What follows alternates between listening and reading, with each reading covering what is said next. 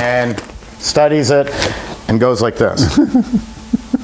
Okay, it's perfect. Yeah, sure. But it looks good. Everybody always has the same reaction. Ooh. That guy's really great. There's nothing fancy about making this product. So I'm putting the sugar into cold water and it's going to dissolve very easily. Here's my spatula sitting in the sterile water. There are substitutes for sugar. I'm a type 1 diabetic, which means I'm dependent on an insulin pump. So I shouldn't be eating any of this, but of course, like everyone else, I cheat. So there is sugar that you can use. Here is agave, better known for making tequila, but my still broke.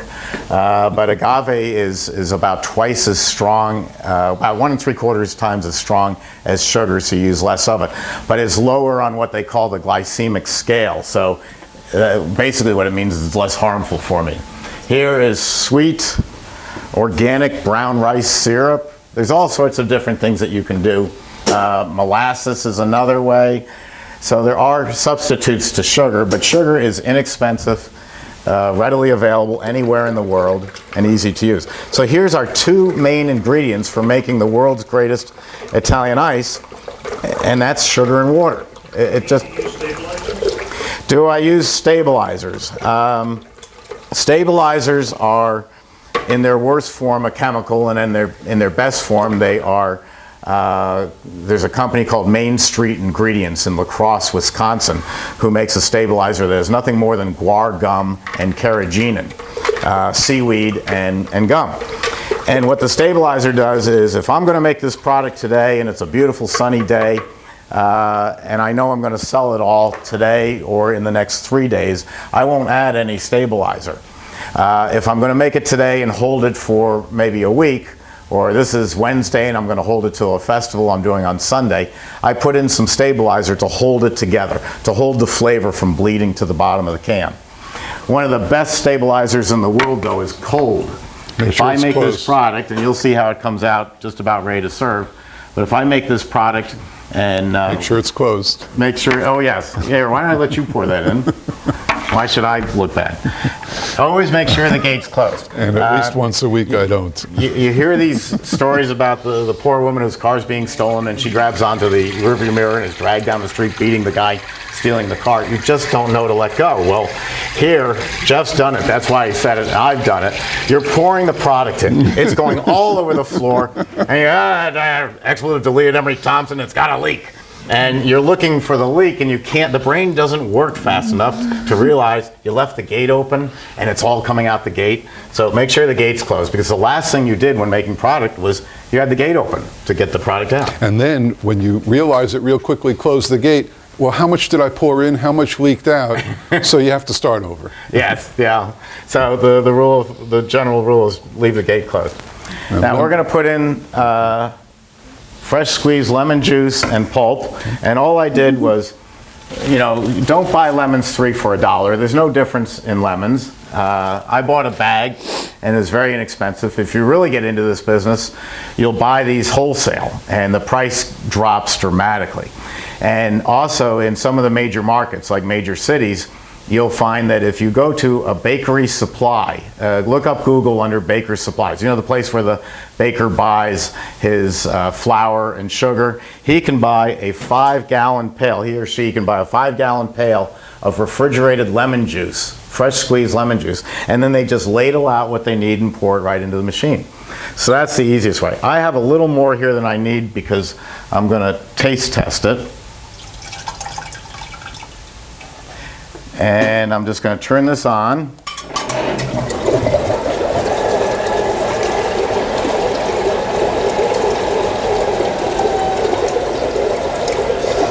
And let me find something to taste this with.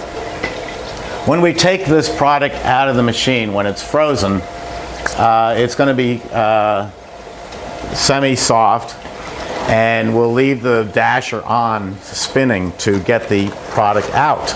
But right now it's a liquid. If I open this up, Jeff and I are going to get a bath. So turn it off. If you're making ice cream, which we'll be doing in a little while, I'll have you all taste the ice cream and you're going to say, oh, you know, it's good, but Steve should have put more vanilla in, or it has kind of a warm taste. Ice cream takes 24 hours in the freezer to bloom. It actually gets stronger and better. Not so Italian ice. What you put in is what you get. So if this formula is lousy, I can tell right away, and I can make adjustments. And I can't tell you how many gallons of ice cream I've thrown out after I made it because it didn't have a good enough flavor, and all I had to do was let it wait a day. Okay, now that needs some more lemon. So we're going to pour that in. And even a little more after that. And I forgot the orange juice. Paper towel.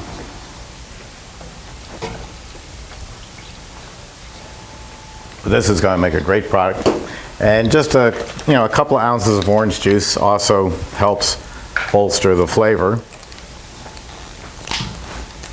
And then we'll run it. So this is all stuff that came from the supermarket. Really very simple. Now to run the machine, we put that on, turn on the beater or dasher. Now it's spinning around. Then we turn on the refrigeration. Now it's getting cold. I'm going to set a timer, which I'll tell you in about a second, for about 15 minutes, and we'll check it. So we can adjust the taste anywhere we want. This is our infinite overrun control, which is available on all our machines. It's something I invented 11 years ago, and it allows you to adjust the speed of the drive. Well, you go, big deal. What's that for? Well, if you have a full service frozen dessert business, meaning that you're selling ice cream, ices, gelato, sorbet, many of them have different air contents. Air content is one of three components in ice cream. We have the dairy product, we have the air, and we have the flavor.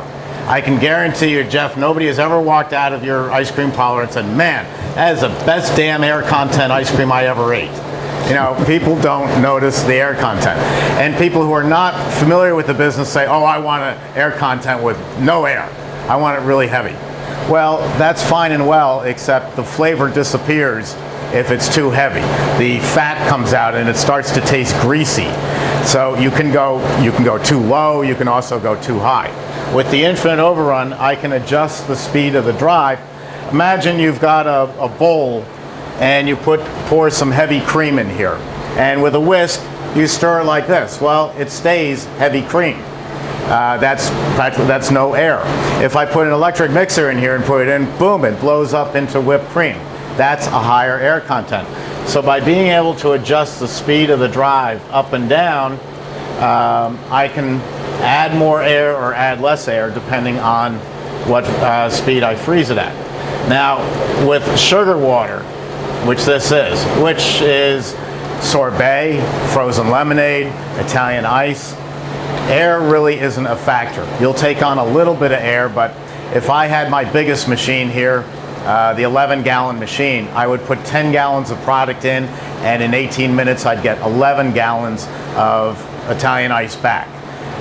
Air just isn't much of a factor. So we always run the water ice products at full speed.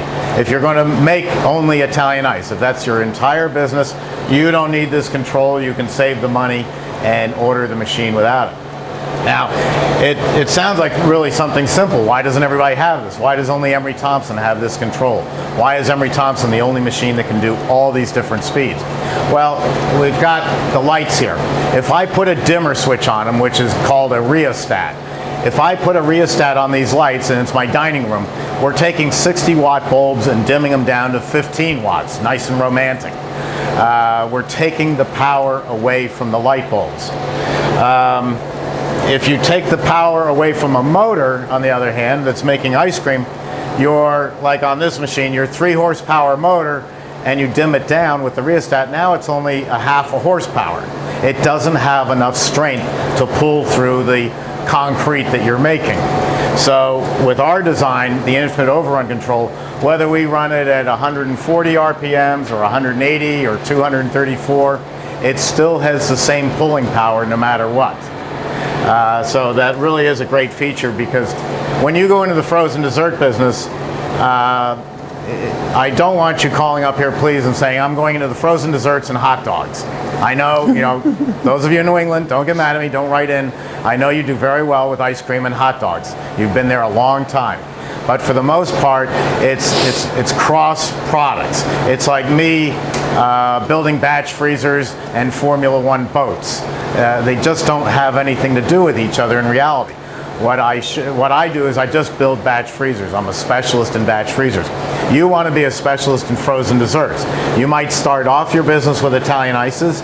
Later on you add ice cream. Then after that you might add gelato, because these are all frozen products. We'll talk about gelato when we get to that and why I don't think it's such a great idea, which just got all of Italy turned off right there. But I'll explain that one later on. But so for now, with the sugar and water and flavor, we're running this at full speed. Now, cost-wise, there's 3 levels of Italian ice. Jeff, do you make ices in your business? I don't make ices, and then about 3 months ago, I thought I would try ices, and I made Oreo cookie ices. Phenomenal. But the price point is different than my ice cream. Yeah. So I couldn't sell it for the same price, and I certainly didn't want people coming in ordering a less expensive product and avoiding my ice cream. Mm-hmm. So I stick with ice cream. Just like when I started, Rose makes terrific muffins and cookies, and I thought, like the hot dog guy, bring them in, let's sell everything. But I found that people coming into an ice cream store expect to pay a certain amount of money no matter what you're going to give them. So why not give them your ice cream, which is a high profit item, and that's what they really want. So no hot dogs, certainly, but no muffins, no cookies, no lollipops, nothing. Ice cream. Specialize in ice cream. My store is so special, I have no toppings. No toppings, no fudge, no nuts, no raisins, no sprinkles, nothing. They come in for ice cream. And that makes them a specialist at it. If you're going to start off your business as Italian ices, that's the least expensive way to get into the business. It is the largest audience that you can possibly do. And there's 3 levels of flavor. The first is what we just did, using fresh orange juice, fresh lemons, fresh frozen fruit. Let me show you a package. There's an expression that you'll hear, IQF, and it took me a long time to figure out what it meant because everybody just assumes you know. This is IQF. This is fresh raspberries that were instant, quick, frozen. So these are as close to fresh as you can possibly get. Now, if you're making a sorbet and mangoes aren't available in January, well, you can get instant, quick, frozen mango or raspberries or blueberries, and you're going to pour this right in the machine. So I put this on the same level as fresh fruit. One level down from that is, using a base. This is a gallon jug of flavor. And this 1 gallon jug will make 6 gallons of Italian ice. Here's the mango. And mango is delicious. People have really gotten to love it. When Jeff and I were growing up, Italian ice was lemon, cherry, grape, orange, and if you were from New York, chocolate. And those were the flavors. Now, over time, Ken, I'll get right to the question. Now, over time, we've gotten in mango, kiwi, papaya, passion fruit. Jeff said Oreo cookie. More and more people are doing flavors that we normally associate as ice cream and doing them as Italian ices.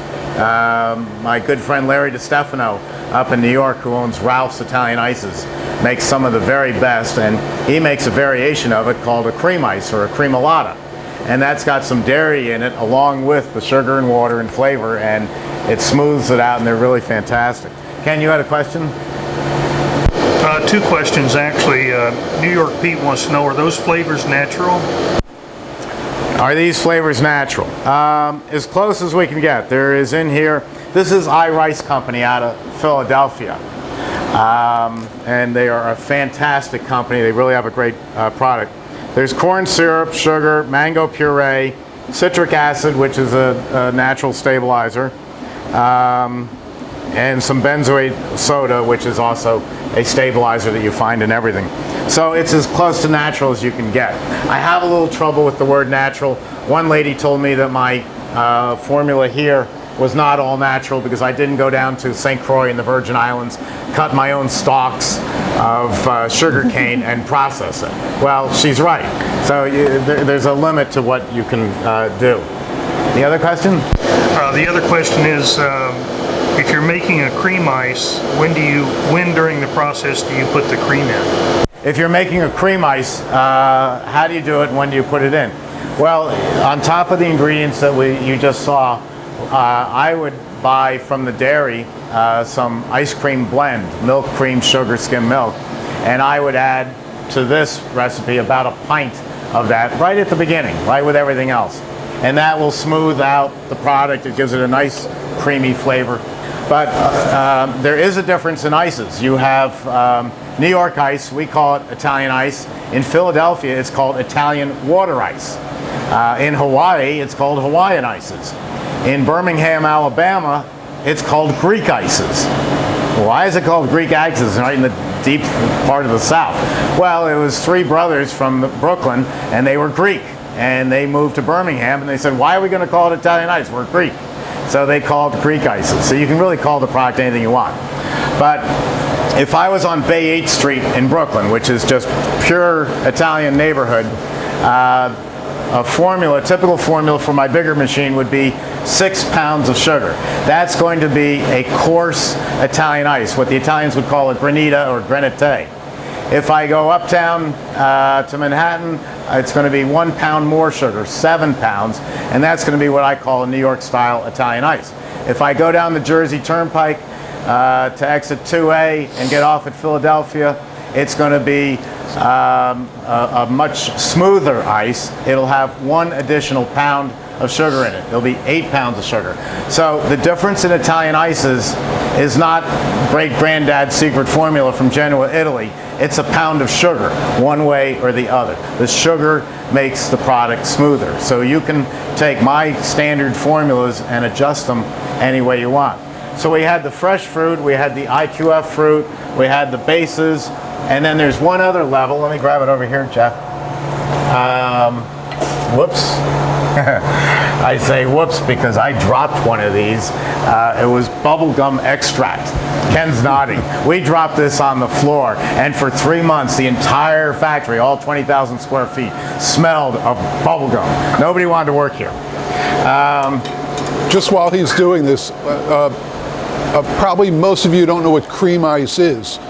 Italian ice is one thing. Cream ice, I have a friend, Evan, in South Florida. He sells nothing but cream ices. He's got about 40 to 50 flavors, and he has lines out the door every night. If you've never tasted cream ice, it is amazing.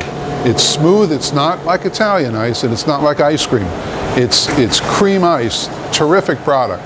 Very profitable as well. So the extracts, this is ready. I can pull it right away. An extract is like you buy vanilla extract to bake a pie. This is bubblegum extract. I put 2 ounces of this into 6 gallons of sugar water, and now I've got bubblegum Italian ice. You had a question? Yeah. What is the difference with your consistencies on Italian ice and frozen lemonades? Using this Italian ice and what? frozen lemonade. Oh, okay. The difference between, now watch this, how that comes out. Oh, is that gorgeous? Now this product, I'll get to your question in a second. This product has no chemicals in it. It has no coloring in it. It's pure white. And one thing I wasn't able to do because I got up at 5 instead of 4, I would have taken a couple of lemons and just grated off the outside skin with a zester, what a chef calls the zest. And so I'd have just a pile of little specks of lemon. They do nothing for the flavor, but it looks beautiful. It's this pure white product with little specks of lemon in it. You want to hold that up so you can see it? And that is fresh as can be. It's amazing. That is a gorgeous product. And that cost me 2 cents an ounce because I used fresh lemon juice. So a 4-ounce portion right there is going to cost me 8 cents. And I'm going to sell this for a minimum of $1.50. That's just incredible profit. So why don't you all come up here and we'll give you out some of this to try it. I'll give you some. How much is there? Yeah, what is 6 this? quarts. That's 6 quarts? Yeah. 1.5 gallons. Now, you all line up now. By the end of the day, you're going to be going, no more flavors. Jeff, you want to serve them up? Sure. Just let me clean up your mess. Oh, then you clean up the mess. I'll do the serving. The large gallon flavorings, do they have stabilizer in it? I have it with stabilizer. They do. The large gallon flavorings have stabilizer already in them. So you don't have to add it. No. You want me to rinse this machine out? Yes, please. Okay, here we go. And again, this is just sugar, water, and flavor. That's this beautiful color, and I'll let you help yourself to a spoon.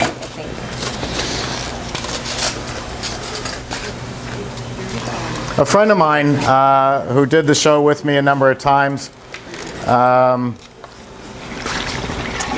told me a great story.